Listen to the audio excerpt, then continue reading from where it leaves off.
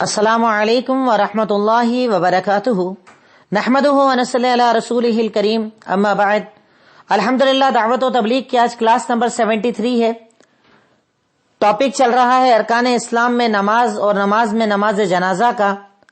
آج کا ہمارا ٹاپک ہے میت کا غسل اور کفن۔ تو ہم اسٹارٹ کریں گے غسل سے، انشاءاللہ غسل کا پہلے آپ کے سامنے ذکر آئے گا اور اس کے بعد اللہ رب العالمین نے چاہا توفیق دی تو باقی جو چیزیں ہیں انشاءاللہ اس کے بعد آپ کے سامنے آئیں گی۔ سب سے پہلی چیز میں نے آپ کے سامنے بیمار کے تعلق سے پوری چیزیں ذکر کر دی۔ ایک آدمی جب بیمار ہوتا ہے تو اسے کیا ضرورتیں ہوتی ہیں، اس کے پاس جانے کا اجر و ثواب کیا ہوتا ہے، مریض کی عیادت کی اہمیت اور فضیلت کیا ہے، اور اس کے بعد بیماری کے فائدے کیا ہیں۔ الحمدللہ ہم نے تقریباً ان چیزوں کو جان لیا۔ جیسے ہم نے بیمار کے بارے میں جان لیا، بیمار سے مریض سے عیادت کرنے کے آداب کو ہم نے جان لیا۔ تو اب جب آپ کسی ایسے بیمار کے پاس جائیں کہ آپ کو لگ رہا ہے کہ شاید اب یہ بچے گا نہیں، اس کا انتقال ہو سکتا ہے، یہ دنیا سے رخصت ہو سکتا ہے، تو آپ جا کر کیا کریں گے؟ تو آپ جا کر اسے لا الہ الا اللہ یعنی کلمہ توحید کی تلقین کریں گے۔ کلمہ پڑھو پڑھو لا الہ الا اللہ محمد الرسول اللہ۔ کلمے کی تلقین کی جائے گی ایسے بیمار کو کہ جس کے انتقال کا وقت قریب نظر آ رہا ہو، بالکل انتقال جیسی کیفیت ہو رہی ہو، کھانا پانی بند ہو جاتا ہے، کئی تکلیفیں انسان کو ہوتی ہے۔ تو ایسے مریض سے جب ہم ملنے جائیں تو شریعت نے ہمیں یہ بتایا کہ ہم اسے جا کر کہیں کہ لا الہ الا اللہ پڑھو۔ اس کی آپ دلیلیں لکھ لیجئے۔ صحیح مسلم حدیث نمبر 316، اللہ کے نبی وسلم کا فرمان، لقنوا موتاکم بلا الہ الا اللہ۔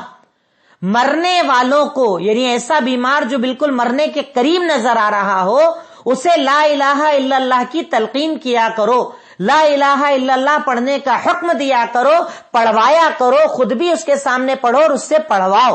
کیوں؟ کیونکہ اگر آخری کلام اس کا لا الہ الا اللہ رہا تو اللہ تعالیٰ اس کو معاف کر دے۔ تو کلمہ پڑھانے کا شریعت نے ہمیں حکم دیا۔ اسی پوائنٹ کی دوسری دلیل سنن ابو داؤد حدیث نمبر 3116، اللہ کے نبی اسلام کا فرمان، من کان آخر کلامہ لا الہ الا اللہ دخل الجنہ۔ جس کا آخری کلام یعنی مرتے وقت آخری جملہ اگر یہ رہا لا الہ الا اللہ، وہ جنت میں داخل ہو جائے گا۔ یعنی اگر انسان نے شرک نہ کیا ہو، کفر نہ کیا ہو، کیونکہ شرک اور کفر کی تو بخشش نہیں ہے اگر توبہ نہ کرے تو، وہ تو کلیئر باتیں ہیں، لیکن اگر انسان گنہگار ہے، خطا کار ہے، پر انتقال کے آخری وقت میں اگر وہ لا الہ الا اللہ پڑھ رہا ہے تو رب العالمین اس کے گناہوں کو معاف کر دے گا انشاءاللہ۔ تو اس لیے اب آپ کسی سے ملنے گئے، موت کے قریب انسان نظر آ رہا ہے، تو آپ جا کر کیا کریں گے؟ آپ جا کر اس کو لا الہ الا اللہ کی تلقین کریں گے، پڑھنے کا حکم دیں گے کہ آپ پڑھیے، لا الہ الا اللہ کا ورد کیجئے۔ اس وجہ سے اللہ رب العالمین انشاءاللہ آپ کے گناہوں کو معاف کر دے گا اور آپ کے لیے جنت کا فیصلہ کر دے گا انشاءاللہ۔ اس کے بعد یاسین شریف کی تلاوت کرنے کا کیا حکم ہے؟ کیونکہ آپ نے دیکھا ہوگا ہمارے یہاں پر ہوتا ہے، بیمار کے پاس جب بیٹھتے ہیں بالکل جیسا لگتا ہے کہ مرنے والا انسان ہے، تو وہاں سارے بیٹھ کر یاسین کی تلاوت کرتے ہیں، سورہ یاسین کو پڑھا جاتا ہے۔ تو کیا یہ صحیح بات ہے سورہ یاسین کو پڑھنا؟ سورہ یاسین کو پڑھنے کا کیا حکم ہے؟ بیمار کے سامنے سورہ یاسین کو پڑھنے کا کیا حکم ہے؟ ہیڈنگ اپنے حساب سے آپ لکھ سکتے ہیں۔ تو بیمار کے سامنے سورہ یاسین پڑھنا جس روایت سے ثابت ہے وہ روایت ضعیف ہے، صحیح نہیں ہے۔ تو انتقال ہونے والے کے پاس یا انتقال کے بعد بیٹھ کر سورہ یاسین پڑھنا ضعیف عمل ہے، صحیح عمل نہیں ہے۔ اس کی روایت آتی ہے سنن ابو داؤد حدیث نمبر 3121، سنن ابو داؤد کی روایت ہے، حدیث نمبر 3121 ہے، جس کے اندر اللہ کے نبی صلی اللہ علیہ وسلم کا فرمان ہے کہ انتقال ہونے والے کے پاس یاسین پڑھو، اس سے اسے آسانی ہوتی ہے، پر یہ روایت ضعیف ہے، صحیح نہیں ہے، اس لیے ہمیں یہ عمل نہیں کرنا چاہیے۔ بلکہ کیا عمل کرنا چاہیے؟ جو اوپر بتایا، کلمہ لا الہ الا اللہ کی تلقین کرنا چاہیے۔ اب ایک سوال، کیا موت کی آرزو کی جا سکتی ہے؟ کیا موت کی آرزو کی جا سکتی ہے، تمنا کی جا سکتی ہے، اللہ تعالیٰ سے ڈیمانڈ کی جا سکتی ہے موت کی؟ کئی لوگ ہمارے یہاں ہوتے ہیں، اب تو میں مر جاؤں تو اچھا ہے، موت ہی آ جانا چاہیے، اچھا ہے، جینا ہی میرا تو بیکار ہے، ایسے جملے استعمال کرتے ہیں نا اس طرح کے جملے استعمال کرنا شریعت کے اندر صحیح نہیں ہے. موت کی آرزو کرنا، موت کی تمنا کرنا، موت کا بار بار ایسا کہنا کہ مجھے تو موت آ جائے اچھا ہے، ایسا بولنا شریعت کے اندر صحیح نہیں ہے. دلیل صحیح بخاری حدیث نمبر 7235. اللہ کے نبی صلی اللہ علیہ وسلم کا فرمان کہ تم موت کی آرزو نہ کرو، موت کی آرزو نہ کرو، موت کی تمنائیں نہ کرو، موت نہ مانگو.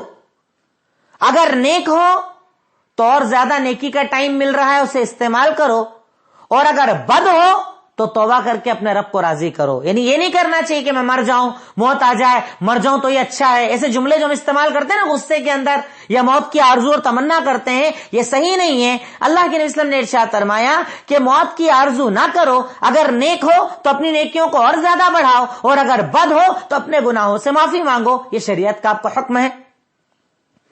لیکن اس کے بعد بھی اگر کسی انسان کو یہ لگتا ہے کہ میرے جینے کا کوئی فائدہ نہیں ہے، میرے جینے کا صرف نقصان ہی نقصان ہے، اور اگر وہ اپنے لیے موت چاہتا ہے تو موت کو نہ مانگتے ہوئے اس دعا کو وہ پڑھ سکتا ہے، جو دعا میں آپ کے سامنے پڑھ رہا ہوں، اور نوٹس میں انشاءاللہ آپ کو بھجوا بھی دوں گا. یہ دعا صحیح بخاری حدیث نمبر 5671.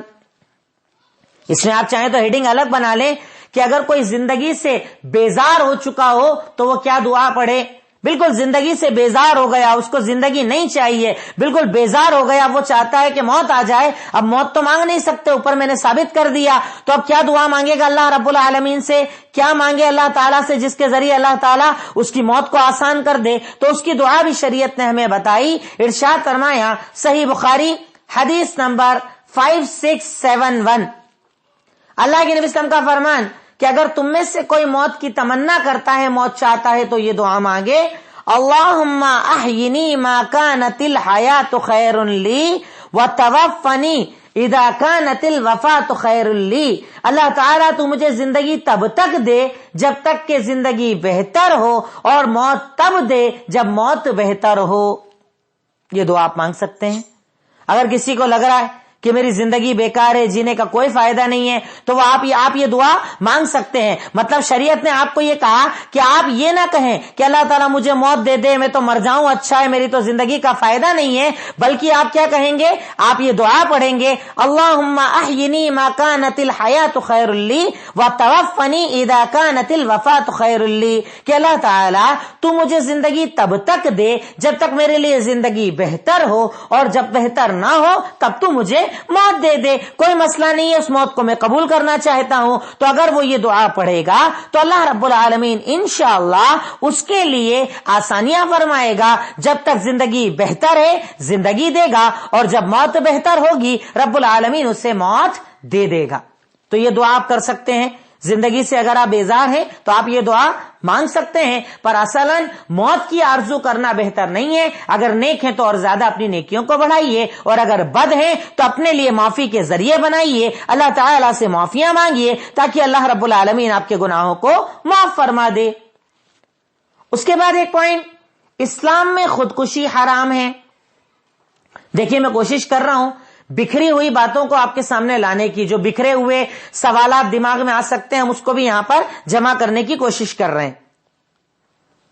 اللہ کے نبی صلی اللہ علیہ وسلم نے خودکشی کے تعلق سے کیا حکم دیا ہے، خودکشی کا کیا معاملہ ہے.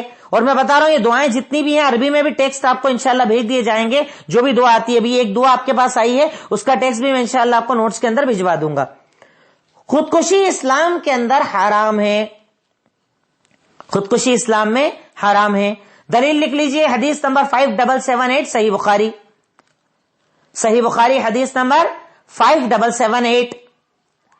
اللہ کے نبی صلی اللہ علیہ وسلم نے ارشاد فرمایا، اگر تم میں سے کوئی انسان خودکشی کرتا ہے تو جیسے خودکشی کرتا ہے ویسے ہی وہ اپنے آپ کو ہمیشہ عذاب دیتا رہے گا.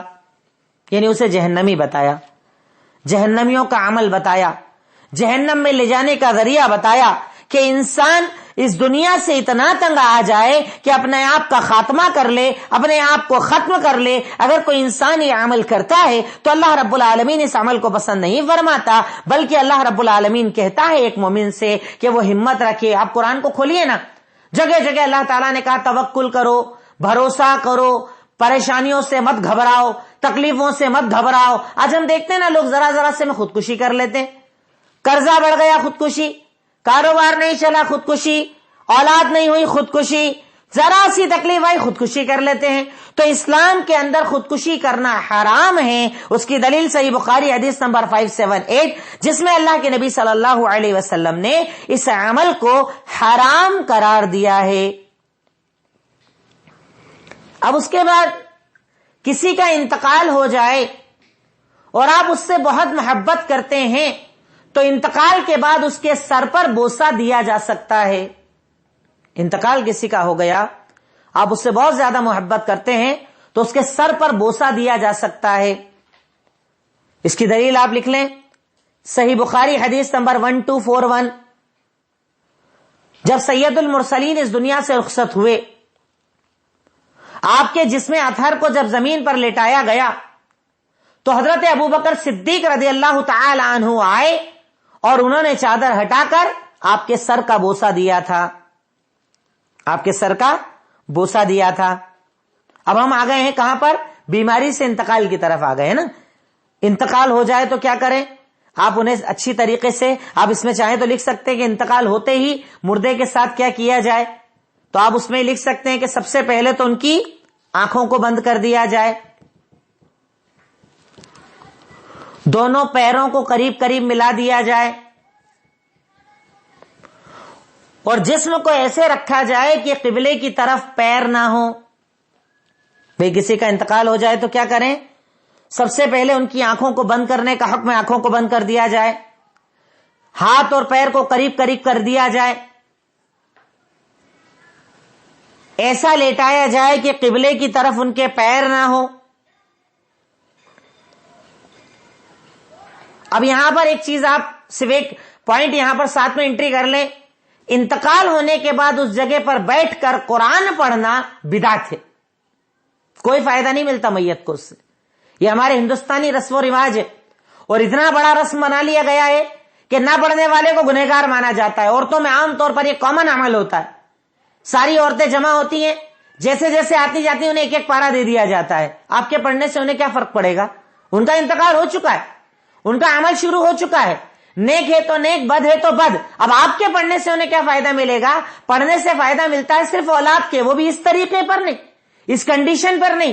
تو میت کے پاس بیٹھ کر عام لوگوں کا قرآن کی تلاوت کرنا میت کو کوئی فائدہ نہیں دیتا. کیوں؟ کیونکہ اس سلسلے میں کوئی دلیل موجود نہیں، اللہ کے نبی صلی اللہ علیہ وسلم کی کوئی حدیث موجود نہیں کہ میت کے پاس بیٹھ کر اگر قرآن پڑھا جائے تو اسے فائدہ پہنچتا ہے. اس سلسلے کے اندر کوئی ایک حدیث، کوئی ایک دلیل موجود نہیں ہے. اور اللہ نے چاہا تو اس کے بعد میرا ٹاپک ایصال ثواب ہی ہے انشاءاللہ. انتقال جنازے کے بعد ایصال ثواب کے ٹاپک کو میں بھی کلیئر کر دوں گا تاکہ آپ کو یہ پتا چل جائے کہ مرنے کے بعد انسان کو ثواب آپ کیسے پہنچا سکتے ہیں، کیا جائز کیا ناجائز. اللہ نے چاہا تو انشاءاللہ یہی ٹاپک آپ کے سامنے میں کلیئر کروں گا. تو آپ نے یہ سمجھ لیا کسی کا انتقال ہوا، انتقال ہوتے ہی سب سے پہلے آنکھوں کو بند کر دیا جائے، ہاتھ پیروں کو جسم سے قریب ملا دیا جائے، سیدھا لیٹا دیا جائے. بس لیٹانے کے اندر قبلے کی طرف پیر نہیں ہونا چاہیے. اب لیٹا دیا تو اس جگہ بیٹھ کر قرآن پڑھنا اسے کوئی فائدہ نہیں دے گا، بلکہ ان کے اوپر چادر ڈال دی جائے، انہیں لیٹا دیا جائے اور غسل کی تیاری کی جائے. اب ہم آئیں گے غسل کی طرف، میت کے غسل کی طرف.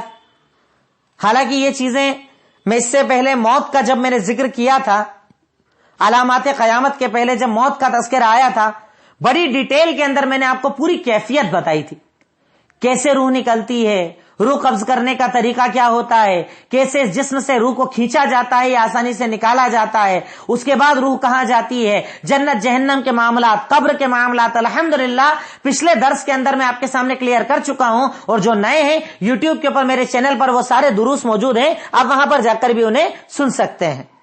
بہرکیف اب انتقال ہو گیا، اب مرحلہ آتا ہے میت کے غسل کا. ہیڈنگ بنا لیجئے، میت کا غسل. میت کو غسل دینے کا مرحلہ آتا ہے. غسل کے لیے سب سے پہلے ایک بڑے برتن کے اندر پانی کو گرم کیا جائے، جس کے اندر بیری کے پتوں کو ڈالنے کا اللہ کے نبی نے حکم دیا. بیری کے پتے کا کیا کام ہوتا ہے؟ وہ ایک طریقے سے باڈی کی جو گندگی ہوتی ہے نا، اسے نکالنے کا کام کرتا ہے. لیکن آج کے دور میں صابن ہے آپ کے پاس، ایسے کیمیکلس ہیں آپ کے پاس جس سے آپ بدن کو صاف کرتے ہیں عام حالتوں کے اندر نہاتے ہوئے بھی. تو اگر کسی کے پاس بیری کے پتے موجود نہ ہو تو ضروری نہیں کہ اسی میں پانی گرم کرنا پڑے گا, آپ صابن وغیرہ سے بھی غسل دے سکتے ہیں. بیری کے پتوں کا مقصد یہ تھا کہ جسم کی گندگی نکل جائے, اچھی طریقے سے غسل ہو جائے. تو شریعت کا یہ طریقہ تھا کہ جب کسی کا انتقال ہوتا تو اللہ کے نبی صلی اللہ علیہ وسلم نے حکم دیا کہ بیری کے پتوں سے بیری کے پتے پانی کے اندر ڈال کر اچھی طریقے سے ابال لیے جائیں, پھر ان پتوں کو نکال لیا جائے اور اس پانی سے میت کو غسل دیا جائے گا. اور غسل 3 بار, 5 بار یا 7 بار تک آپ دے سکتے ہیں, یعنی 3 بار پورا دھلا دیں, 5 بار دھلا دیں یا 7 بار دھلا دیں, اتنی بار تک غسل دیا جا سکتا ہے. اس کا ذکر صحیح بخاری حدیث نمبر 1258 کے اندر موجود ہے. 1258 کے اندر ذکر موجود ہے کہ اللہ کے نبی صلی اللہ علیہ وسلم نے حکم دیا مردے کو جب غسل دیا جائے تو پانی کے اندر بیری کے پتوں کو ڈالا جائے, انہیں اچھی طریقے سے ابالا جائے, بوائل ہو جائیں, ابل جائیں, پانی میں سے پتیوں کو نکال دیا جائے اور اس کے بعد میت کو اچھی طریقے سے غسل دیا جائے. غسل 3 بار بھی دے سکتے ہیں, 5 بار بھی دے سکتے ہیں, 7 بار, یعنی کتنی بار پانی بہا سکتے ہیں باڈی کے اوپر سے, تو 7 بار تک آپ پانی بہا سکتے ہیں, کوئی حرج والی بات نہیں ہے. تو اب آپ نے پانی تیار کر لیا غسل دینے کے لیے, میت اپنے مقام پر آپ نے میت کو لیٹا دیا, ادھر غسل کی تیاری کے لیے پانی کو کنکنا, جیسے پانی سے ہم نہاتے ہیں نا ویسا پانی رکھ لیا جائے, بیری کے پتوں سے اچھی طریقے سے اس کو ابال لیا جائے اور اس کے بعد پانی کو الگ کر کے تھوڑا ٹھنڈا پانی ملا کر اب آپ میت کو غسل دیں گے. طریقہ غسل ہیڈنگ بنا لیجئے, طریقہ غسل یا غسل کا طریقہ, میت کو غسل کیسے دیا جائے گا. اس سلسلے کے اندر بڑا عجیب معاملہ ہے. ہمارے یہاں پر غسل کے لیے لوگوں کو تلاش کیا جاتا ہے, غسل دینے والوں کو ڈھونڈا جاتا ہے, جبکہ شریعت کے مطابق یہ عمل گھر والوں کا ہوتا ہے کہ وہ میت کو غسل دے. کس کا عمل ہے یہ؟ گھر والوں کا کام ہے, گھر والوں کی ذمہ داری ہے کہ وہ میت کو غسل دیں. جس کے ساتھ آپ رہے, آپ کے ماں باپ, آپ کے گھر والے, جنہوں نے آپ کے ساتھ پوری زندگی گزاری, جنہوں نے آپ کے لیے پڑھنے لکھنے کھانے پینے کا انتظامات کیے, تو آپ کی ذمہ داری ہے, آپ کا یہ حق ہے کہ آپ اس حق کو ادا کریں. پر ہمارے یہاں پر معاملہ کیا ہے, ہمارے یہاں پر ڈھونڈا جاتا ہے لوگوں کو, تلاش کیا جاتا ہے لوگوں کو کہ وہ آئیں اور اس کے بعد غسل دیں, جبکہ یہ طریقہ مناسب نہیں ہے. طریقہ یہ مناسب ہے کہ گھر والے ہی میت کو غسل دیں. غسل دینے کا کام گھر والوں کا ہونا چاہیے. اور اس سلسلے کے اندر میں آپ کو صرف ایک مثال دے کر اگر یہ بتاؤں جس پر آپ کو بڑا تعجب بھی ہوگا, کیونکہ ہمارے یہاں یہ عمل پایا نہیں جاتا. میاں بیوی, شوہر اپنی بیوی کو اور بیوی اپنے شوہر کو مرنے کے بعد غسل دے سکتے ہیں. ہمارے یہاں ایک عجیب جہالت بھرا رسم اور رواج بنی ہوئی ہے. لوگ یہ مانتے ہیں کہ مرنے کے بعد میاں بیوی کا رشتہ ختم ہو جاتا ہے. افسوس ہوتا ہے ایسے مسلمانوں پر کہ جنہیں دین کا علم ہی نہیں ہے. مرنے سے رشتہ ختم نہیں ہوتا ہے, بلکہ یہ رشتہ تو جنت تک باقی رہے گا, جنت تک رشتہ جائے گا. مرنے سے یہ رشتہ ختم نہیں ہوتا ہے. میں اس کی آپ کو دلیلیں دے دیتا ہوں کہ کیا میاں بیوی ایک دوسرے کو غسل دے سکتے ہیں. شوہر کا انتقال ہو جائے تو وہ بیوی کو غسل دے سکتا ہے, بیوی کا انتقال ہو جائے تو وہ شوہر کو غسل دے سکتی ہے. اس کی دلیل آپ لکھ لیجئے, سنن ابن ماجہ حدیث نمبر 1464 اور 1465. یہ آپ لکھ لیں تاکہ کسی کو کنفیوز ہے تو اس چیز کو جان لے کہ میاں بیوی ایک دوسرے کو غسل دے سکتے ہیں. اور اس کے علاوہ ایک مثال اور لکھ لیں کہ حضرت علی رضی اللہ تعالی عنہ نے حضرت فاطمہ کو غسل دیا تھا, کیونکہ ان کا انتقال پہلے ہوا تھا تو ان کو غسل حضرت علی رضی اللہ تعالی عنہ نے دیا تھا. یہ روایت ہے, اوپر جو میں نے آپ کو روایت بتائی وہ الگ ہے, نیچے مثال الگ ہے. اس میں روایت کے اندر ذکر یہ ہے کہ اللہ کے نبی صلی اللہ علیہ وسلم نے کہا حضرت عائشہ صدیقہ کو کہ اگر تیرا انتقال پہلے ہو گیا تو میں تجھے غسل دے دوں گا, اور میرا ہو جائے تو تم مجھے غسل دے دینا، یعنی آپ نے حکم دیا تھا. پر حضرت عائشہ صدیقہ وغیرہ اب جب یہ معاملہ ہوا تو افسوس اور غم کے مارے بھول گئے اس بات کو. تو بعد میں حضرت عائشہ صدیقہ کہا کرتی تھی کہ اگر وہ حدیث مجھے بعد میں یاد آئی، پہلے یاد آ جاتی، تو آپ کی بیویاں ہی، آپ کی ازواج مطہرات جو تھی وہی آپ کو غسل دیتی، کوئی اور آپ کو غسل نہیں دیتا. پر ہاں وہ وقت اتنا زیادہ شدید تھا، غم کا ماحول تھا کہ ہم اس کے اندر بھول گئے، تو ہمیں وہ چیز یاد نہ رہی، ورنہ آپ کی ازواج مطہرات ہی آپ کو غسل دیتی ہیں. پر یہ چیزیں ایسی ہیں کہ ہم بیان کریں تو لوگوں کو ایسا لگتا ہے کہ کیا بیان کر دیا، ہم نے تو کبھی سنا نہیں. تو ہمارے نہ سننے سے حدیث نہ ہونا یہ ثابت نہیں ہوتا. ہم ہندوستانی ہیں، ہمارے پاس دین ویسی لیٹ ہے، کئی چیزیں جو اب ہم جان رہے ہیں پہلے تک جانتے نہیں تھے، تو ہمارا نہ جاننا نہ ہونے کی دلیل نہیں ہے. ہم نہیں جانتے ہیں، ہمارے علم کی کمی ہے، پر نہ ہونا ضروری نہیں ہے. پھر کہوے کہ مسئلہ تھا جو میں نے آپ کو بتایا کہ میاں بیوی ایک دوسرے کو غسل دے سکتے ہیں، لیکن غسل کے اندر اصل چیز یہ ہے کہ غسل کا حق ہوتا ہے گھر والوں کا.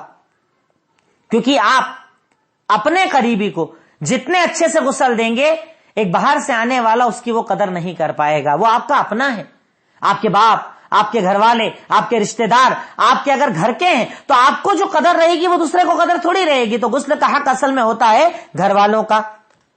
اب غسل کا طریقہ کیا ہوگا، میت کو غسل کیسے دیا جائے گا؟ تو میت کو غسل دینے کا طریقہ یہ ہے کہ سب سے پہلے میت کے کپڑے ہٹائے جائیں گے. لیکن اگر خاتون ہے تو کندھے سے لے کر پیروں تک اوپر ایک کپڑا ڈالا جائے گا غسل دیتے وقت. اگر عورت ہے تو کندھے سے لے کر پیروں تک ایک کپڑا اوپر سے ڈال دیا جائے گا اندر کے کپڑے ہٹانے کے بعد. اور اگر مرد ہے تو ناف سے لے کر گھٹنے تک ایک کپڑا ڈال دیا جائے گا. غسل آپ دے رہے ہیں میت کو تو اسے پورا برہنہ نہیں کیا جائے گا کہ پورا برہنہ کر دیں، سارے کپڑے ہٹا دیں، شرمگاہ کو ڈھاکا جائے گا. تو اگر خاتون کو غسل دیا جا رہا ہے تو کندھے سے لے کر پیروں تک ایک کپڑا اوپر سے ڈال دیا جائے گا اور اس کو غسل دیا جائے گا. اور اگر مرد ہے تو ناف سے لے کر گھٹنے تک کے حصے کو ڈھانکنے کے لیے کپڑا ڈال دیا جائے گا اور اس کے بعد انہیں غسل دیا جائے گا. اب غسل دینے کے اندر طریقہ کیا ہوگا؟ سب سے پہلے میت کو ذرا سا بٹھا کر پہلے پیٹ کو دبا کر گندگی کو نکالا جاتا ہے. میت کو جیسے اب آپ غسل دے رہے ہیں تو انہیں کیا کریں گے، سب سے پہلے ہلکا سا سپورٹ دے کر بٹھانے والی کیفیت میں لائیں گے اور پیٹ کو دبا کر پہلے گندگی کو نکالا جائے گا. ہلکے ہاتھ سے دبا کر اگر کوئی گندگی باقی ہے، ان کے اندر گندگی نکل رہی ہے، پیشاب وغیرہ کی جگہ سے پیچھے سے اگر کوئی گندگی ہے تو پہلے اس گندگی کو ہلکا سا پیٹ دبا کر نکالا جائے گا. پیٹ دبا کر پہلے اچھی طریقے سے پیٹ کے حصے کو صاف کیا جائے گا. جب وہ حصہ صاف ہو گیا، جب وہ حصے کو آپ نے دبا لیا تو اس کے بعد ان کی شرمگاہ کو پہلے دھویا جائے گا، مردے کی شرمگاہ کو دھویا جائے گا، اگلے اور پچھلے حصے کو اچھی طریقے سے، تاکہ کوئی گندگی باقی نہ رہے، کوئی گندگی باقی نہ رہے. اچھی طریقے سے پیٹ کو دبا کر گندگی کو نکال کر اس پورے حصے کو جو شرمگاہ کا حصہ ہوتا ہے اسے دھو دیا جائے گا. اس کو دھونے کے بعد جیسے ہم وضو بناتے ہیں، جس طریقے سے ہم وضو بناتے ہیں نا، پورا سیم ویسا ہی وضو میت کو بھی بنوایا جاتا ہے. پہلے ہاتھوں کو 3 بار دھویا جائے گا، پھر اس کے بعد جیسے ہم ہلکا سا ناک میں پانی ڈالتے ہیں، کلی کرتے ہیں، ہلکا سا اس طریقے سے منہ کے اندر پانی ڈال کر دانتوں کو اچھی طرح رگڑ کر منہ سے نکالا جائے گا. پھر اس کے بعد چہرے کو دھونا، پھر اس کے بعد ہاتھوں کو دھونا، مسح کروانا اور پیروں کو دھونا. یعنی جیسے وضو ہوتا ہے، سب سے پہلے ہلکا سا پیٹ کو دبایا، گندگی کو نکال دیا، شرمگاہ کو اچھی طریقے سے دھو لیا، اس کے بعد باقاعدہ پورا وضو بنوایا جائے گا. پورا وضو بنانے کے بعد اب جیسے ہم نارملی غسل کرتے ہیں ویسے ہی اس پانی کو پہلے سیدھے حصے پر بہائیں گے، پھر الٹے حصے پر بہائیں گے، پھر صابن لگا کر اچھی طریقے سے پورے بدن کو دھویا جائے گا، غسل دیا جائے گا. جیسے یعنی ایک طریقے سے ہم نے غسل کے باب کے اندر جانا نا، زندہ انسان کیسے غسل کرتا ہے، سیم وہی طریقہ ہوتا ہے. بس فرق یہ ہے کہ اس کے اندر غسل آپ کو کوئی اور دے گا، خود آپ اپنے آپ کو نہیں نہلا رہے، کوئی اور آپ کو غسل دے گا. کیفیت کا تصور کر کے دیکھیے، رونگٹے کھڑے ہو جاتے ہیں. آپ کو کوئی اور غسل دے رہا ہے، آپ کے کفن کی تیاری کی جائے گی، قبر کی تیاری کی جائے گی، اکیلا اس کے اندر داخل کیا جائے گا، تصور کافی ہے رونگٹے کھڑے کرنے کے لیے. اب فرق صرف اتنا ہے کہ یہاں پر وہ انسان خود اپنی گندگی صاف نہیں کر سکتا، اس لیے اس کا ہلکا سا پیٹ دبا کر گندگی صاف کی جاتی ہے. اس کے بعد اس حصے کو دھونے کے بعد پوری طریقے سے بدن کو دھویا جاتا ہے. پانی کے اندر چاہے تو کپور، جسے کافور عربی میں اردو میں کہا جاتا ہے عربی میں، اور ہم ہندی میں ہمارے یہاں کپور کہتے ہیں، وہ بھی گندگی کے استعمال کے لیے ہوتا ہے. گندگی صاف کرنے کے لیے وہ یوز کر سکتے ہیں. صابن کا استعمال کر سکتے ہیں. کوئی بھی چیز جس سے گندگی بدن کی صاف ہو جائے، اس سے پورے بدن کو اچھی طریقے سے غسل دیا جائے گا. اب میں نے اوپر بتایا آپ کو 3 بار بھی دے سکتے ہیں، 5 بار بھی دے سکتے ہیں، 7 بار بھی دے سکتے ہیں، کوئی حرج والی بات نہیں ہے. اچھی طریقے سے میت کو غسل دیا جائے گا. غسل دینے کے بعد جب پوری طریقے سے بدن کو دھو لیا، اب اگر جنہیں غسل دیا جا رہا ہے وہ خاتون ہیں تو ان کی 3 چوٹیاں بنائی جائے گی اور چوٹی کو آگے کے حصے پر رکھ دیا جائے گا. بالوں کو گوتھ کر 3 چوٹیاں بنا دی جاتی ہیں اور ان تینوں چوٹیوں کو آگے کی طرف رکھ دیا جاتا ہے. اگر خاتون ہے تو، مرد ہے تو انہیں کو اسی حالت کے اندر رکھ دیا جاتا ہے. تو آپ سمجھ گئے، پہلے آپ نے اچھی طریقے سے میت کو پیٹ کو دبا کر گندگی کو نکالا، پھر شرمگاہ کو اچھی طرح دھویا، جسے ہم استنجا کرنا بھی بولتے ہیں نا، وہ کیا، اچھی طرح سے دھو دیا. پھر اس کے بعد وضو کروا لیا، پورے بدن کو دھو دیا. اگر خاتون ہے تو اس کی 3 چوٹیاں بنا کر آگے کی طرف رکھ دی جائیں گی، مطلب اس کے پیچھے کی طرف سے، یعنی کندھے کے اوپر جو ہمارا کندھے کا حصہ ہوتا ہے نا، آگے کی طرف وہ چوٹی کا حصہ رکھ دیا جاتا ہے. اور پھر اسے کفن کی تیاری کی جاتی ہے. اب ہیڈنگ بنائے کفن، میت کا کفن. اب معاملہ آتا ہے کفن کا. تو اگر ہم کفن کی بات کریں تو کفن سفید کپڑوں کا ہوتا ہے. سفید کپڑوں میں کرنے کا آپ نے حکم دیا اور آپ اسے پسند بھی کرتے تھے. مرد ہے تو 3 کپڑے، عورت ہے تو 5 کپڑے.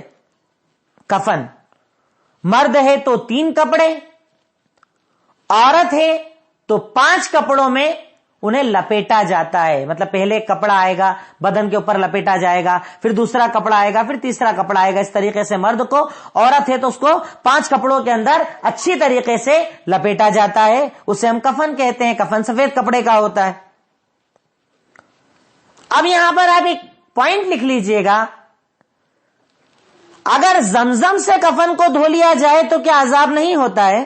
جو ہمارے ہندوستانی کلچر کے اندر ہے نا، لوگ احرام کو زمزم سے دھو کر لاتے ہیں اور پھر اس احرام کو سنبھال کر رکھتے ہیں کہ مجھے جب انتقال ہو جائے تو میرا کفن جو ہے وہ اسی احرام کے اندر کرنا. ٹھیک ہے، احرام کی حد تک آدمی کر رہا ہے وہ ایک بات الگ ہے، لیکن زمزم سے دھو کر یہ سمجھتے ہیں کہ اس سے عذاب کم ہو جائے گا. تو یاد رکھیں، آپ کپڑے کو کسی بھی چیز سے دھلوا لیں، اگر عمل صحیح ہے تو عذاب نہیں ہوگا، اگر عمل برا ہے تو عذاب ہوگا. کیونکہ پوری شریعت کے اندر، قرآن اور سنت کے اندر کہیں اس بات کا تذکرہ نہیں ہے کہ زمزم سے اگر کفن کو دھو لیا جائے تو عذاب نہیں ہوتا. ایسا کہیں بھی تذکرہ موجود نہیں ہے. یہ ہمارے یہاں پر چلتی چیزیں ہیں. اور میں آپ کو جب اس باب میں بات کر رہا ہوں نا، اس چیز کے بارے میں بات کر رہا ہوں تو آپ کو تعجب ہوگا. ہر چیز کے اندر آپ کو نظر آئے گا کہ یہ جو ہم کر رہے ہیں یہ غلط، یہ بھی غلط، یہ بھی غلط، یہ بھی غلط. کیونکہ ہمارے یہاں رسمیں اتنی زیادہ ہے. دین کو تو کیا کیا ہم لوگوں نے چھپا ڈالا ہے. جو دین ہے نا اس کو بالکل چھپا ڈالا ہے، اور رسموں کو اتنا زیادہ کامن کر دیا ہے کہ اصل دین ہی نظر نہیں آتا. تعجب ہوتا ہے، اتنا زیادہ ہم لوگ رسموں پر عمل کرنے والے بن گئے. تو زمزم سے اگر کفن کو دھو لیا جائے تو اس سے کفن پر کوئی فرق نہیں پڑے گا، ہم پر کوئی فرق نہیں پڑے گا، اور اگر ہم برے ہیں تو عذاب پر بھی کوئی فرق نہیں پڑے گا. تو کفن کا طریقہ میں نے آپ کو بتایا کہ کفن کو زمین پر رکھ کر میت کو اس کے اوپر لٹایا جاتا ہے اور اس کے بعد کپڑوں کو اچھی طریقے سے لپیٹ کر تینوں حصوں پر گٹھان باندھ دی جاتی ہے ایک طریقے سے، تاکہ وہ کپڑا کھل نہ جائے. تو عورت کو 5 کپڑوں میں اور مرد کو 3 کپڑوں کے اندر کفن دیا جاتا ہے. اس کے بعد اگلا ایک سوال یہ ہے، کیا میت پر رونا جائز ہے؟ کیا انتقال پر رونا جائز ہے؟ تو انتقال پر صرف آنکھوں سے آنسو کا نکل جانا گناہ نہیں ہے، پر چلانا، سینہ پیٹنا، آواز کے ساتھ رونا یا اس کی تعریفوں کا زور زور سے ذکر کرنا، اسلام میں حرام ہے. میں دیکھیے لفظ استعمال کر رہا ہوں بہت بڑے، حرام ہے. ہمارے جو ہوتا ہے نا اتنا اچھا تھا، ایسا کرتا تھا، ایسا ہو گیا، یہ الفاظ صحیح نہیں ہے، جائز نہیں ہے، عذاب کا سبب بنتے ہیں. میت کو اگر میت نے اپنے گھر والوں کی صحیح تربیت نہ کی ہو، ایسا عمل ہوتا ہو اور اس نے کبھی سمجھایا نہ ہو تو گنہگار بھی ہو سکتا ہے اس کی وجہ سے. تو میت کے اوپر چلانا، سینہ پیٹنا، آوازیں بلند کرنا، اس کی تعریفوں کے ساتھ چلانا جائز نہیں ہے. پر غم کی وجہ سے اگر آنکھوں سے آنسو نکل جائیں تو وہ جائز ہے. دلیل لکھ لیں صحیح بخاری حدیث نمبر 1304، جس کے اندر تذکرہ ہے کہ نوحہ کرنا، چلانا، ماتم کرنا اسلام میں جائز نہیں ہے. اسی لیے ہم کہتے ہیں نا آج ہمارے یہاں پر حضرت حسین رضی اللہ تعالی عنہ کے نام پر جو لوگ ماتم کرتے ہیں تو ان کے لیے دلیلیں سامنے رکھنا چاہیے کہ جب میرے نبی نے کسی کے انتقال پر اس وقت بھی نوحے اور ماتم کو جائز قرار نہیں دیا تو اب سالوں بعد یہ کون سا ماتم آپ کر رہے ہیں؟ انتقال پر ماتم جائز نہیں، آوازیں نکال کر چلانا جائز نہیں، رونا پیٹنا جائز نہیں. ہاں غم کے مارے اگر آنسو گر جائیں تو وہ بات الگ ہے، پر چلانا، نوحہ کرنا، کپڑے پھاڑنا، سینہ پیٹنا یہ اسلام میں جائز نہیں ہے. اور اصل جو صبر ہوتا ہے نا وہ اسی وقت ہوتا ہے. بعد میں صبر کرنا تو بڑا آسان، بعد میں رکنا تو بڑا آسان ہے، پر اپنے عزیز کے کھونے پر اس وقت شریعت کے اعتبار سے عمل کرنا یہ مسلمان کے صبر کا امتحان ہوتا ہے.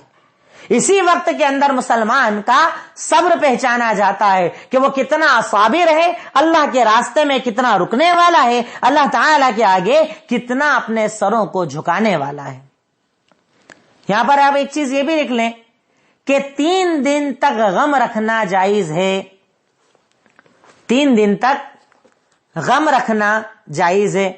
بھئی جیسے کسی کا انتقال ہوا ہے، قریبی ہیں، انتقال ہو گیا ہے تو 3 دن تک آپ غم کر سکتے ہیں. 3 دن تک کوئی مسئلہ نہیں ہے. مطلب غم کا مطلب یہ نہیں کہ آدمی چلائے، پیٹے، روئے، پر 3 دن تک غم کر سکتا ہے. اس کا مطلب کاروبار نہیں کر رہا ہے، گھر میں بیٹھا ہے تو 3 دن تک یہ عمل جائز ہے.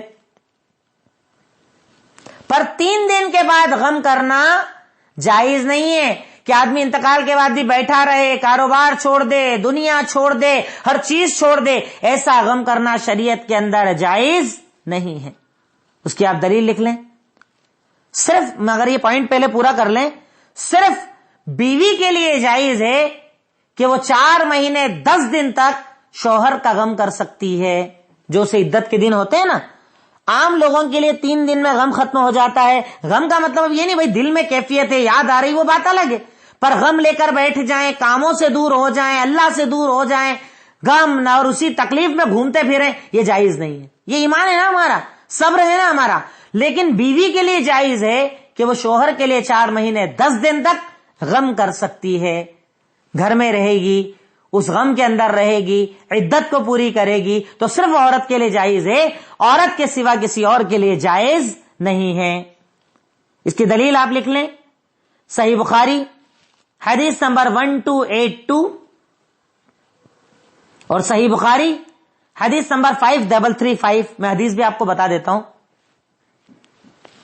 حضرت زینب بنت جہش رضی اللہ تعالی عنہ، ان کے بھائی کا انتقال ہو گیا. جیسے ہی 3 دن پورے ہوئے، چوتھے دن انہوں نے خوشبو لگائی، تیار ہوئی، غسل کیا، اچھے کپڑے پہنے اور اس کے بعد سامنے آ کر عورتوں سے کہا کہ سنو، مجھے نہ ابھی غسل کی حاجت تھی، نہ اچھے کپڑے پہننے کی حاجت تھی، نہ خوشبو لگانے کی حاجت تھی، پر میں تم کو یہ بتانا چاہتی ہوں کہ اللہ کے نبی صلی اللہ علیہ وسلم نے ارشاد فرمایا کہ 3 دن سے زیادہ غم کرنا جائز نہیں ہے، سوائے بیوی کے وہ شوہر کے لیے 4 مہینے 10 دن غم کر سکتی ہے. یہ دلیل ہے. زینب بنت جہش، سگے بھائی کا انتقال ہوا، 3 دن پورے ہوئے، چوتھے دن غسل کیا، کپڑے پہنے، خوشبو لگائی اور عورتوں سے آ کر کہا مجھے ضرورت نہیں خوشبو لگانے کی، پر میں اس لیے لگا رہی ہوں کہ اللہ کے نبی صلی اللہ علیہ وسلم کا فرمان ہے کہ 3 دن سے زیادہ کسی کا غم نہیں کر سکتے، سوائے بیوی کے وہ شوہر کے لیے 4 مہینے 10 دن تک کا غم کر سکتی ہے. لیکن جو میں نے اوپر بتایا کہ میت کے لیے آنسو بہا سکتے ہیں بنا آواز کے، وہ جائز ہے، اس کی بھی دلیل آپ لکھ لیں صحیح بخاری حدیث نمبر 1304 کہ آنکھوں سے آنسو بہنا گناہ نہیں ہے. آنکھوں سے آنسو کا جاری ہو جانا گناہ نہیں ہے، لیکن چلانا، گریبان پھاڑنا، ماتم کرنا، نوحہ کرنا حرام ہے۔ اور اس کی دلیل صحیح بخاری حدیث نمبر 1304 کہ جس میں اللہ کے نبی صلی اللہ علیہ وسلم نے ارشاد فرمایا کہ آنسوؤں کا بہہ جانا غم نہیں ہے، آنسوؤں کا بہہ جانا گناہ نہیں ہے، گناہ تب ہے کہ واویلا کیا جائے، چلایا جائے، سینے کو پیٹا جائے۔ یہ اللہ کے نبی صلی اللہ علیہ وسلم کا فرمان ہے، جس سے پتا چلتا ہے کہ آنسوؤں کا بہہ جانا گناہ نہیں ہے۔ خود اللہ کے نبی صلی اللہ علیہ وسلم کے ایک بیٹے کا جب انتقال ہوا، آپ کے ہاتھ میں وہ بیٹے تھے، دفن کرنے جا رہے تھے، آنکھوں سے آنسو جاری ہو گئے۔ صحابہ نے پوچھا یہ کیا ہے؟ آپ نے کہا آنکھوں سے آنسو کا جاری ہونا گناہ نہیں ہے، یہ کیا جا سکتا ہے، رویا جا سکتا ہے، پر چلانا، واویلا کرنا، گریبان پھاڑنا اسلام کے اندر جائز نہیں ہے۔ تو اس سے پتا چلا کہ غم 3 دن کا ہے، 3 دن سے زیادہ کا غم نہیں ہے، 3 دن تک غم کر سکتے ہیں۔ اس کے بعد صرف عورت ہے جو 4 مہینے 10 دن تک اپنے شوہر کے لیے غم کرے گی۔ تو آج کے اس درس کے اندر میں نے آپ کو اوپر یہ بتایا کہ جب بالکل انتقال کے قریب وقت والا انسان ہے تو اس کے کچھ احکامات میں نے آپ کو بتا دیے، خودکشی کا بتا دیا، یاسین پڑھنے کے بارے میں بتا دیا، موت کی آرزو کرنا غلط ہے بتا دیا، پھر اس کے بعد میں نے انتقال کے بعد قرآن پڑھنے کا معاملہ بھی بتا دیا۔ اس کے بعد ہم نے غسل کو جانا کہ میت کا غسل کیسے دیا جاتا ہے، طریقہ غسل کیا ہے، طریقہ کفن کیا ہے، یہ آپ کو بتایا۔ تو آپ کوشش کریں انشاءاللہ کہ گھر میں کبھی کہیں کسی کے انتقال ہو تو باہر والوں کی بجائے خود گھر والے اسے غسل دیں۔ گھر والوں کا یہ کام ہوتا ہے، یہاں تک کہ میں تو نماز کے لیے بھی کہتا ہوں کہ اگر نماز بھی پڑھانا ہے تو اگر اولاد میں گھر والوں میں کوئی دین جاننے والا، قرآن جاننے والا ہے، باشرع انسان ہے تو نماز اسے ہی پڑھانا چاہیے، کیونکہ یہ میت کے اوپر آپ کا حق ہوتا ہے جو آپ کو ادا کرنا چاہیے۔ پھر کہ اسی پر بات مکمل ہوئی،